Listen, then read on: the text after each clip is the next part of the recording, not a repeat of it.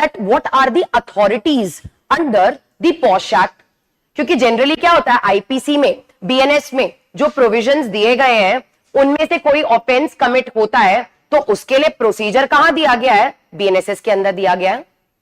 और बीएनएसएस में प्रोसीजर क्या दिया गया है, that you can either go and launch the FIR और you can go for complaint to the magistrate और otherwise suo motu cognisance can also be taken by the magistrate. होता है, यही 3 तो मेथड्स होते हैं।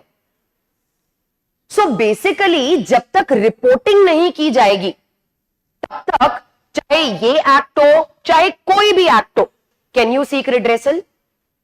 नो, रिपोर्टिंग तो की जाएगी ना।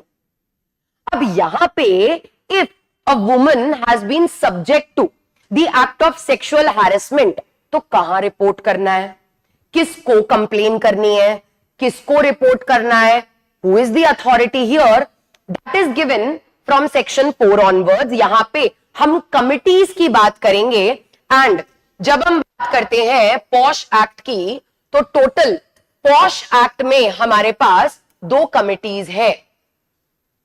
एक कमिटी जिसको बोला जाता है इंटरनल कंप्लेंट कमिटी और दूसरा कमिटी जिसको बोला जाता है लोकल कंप्लेंट कमिटी।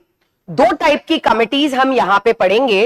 इन दोनों कमिटीज का काम है कंप्लेंट लेना, कंप्लेंट लेके उस कंप्लेंट पे इंक्वायरी करना, कंप्लेंट पे इंक्वायरी करके जो भी इंक्वायरी में रिजल्ट आता है that whether this person has committed sexual harassment और नॉट कमिटेड सेक्सुअल हैरेसमेंट, उस इंक्वायरी के अकॉर्डिंग जो भी रिजल्ट है उसकी रिपोर्ट फॉर्म करना और रिपोर्ट आगे फॉरवर्ड करना ताकि उनकी रिपोर्ट पे रेलेवेंट एक्शन लिया जाए।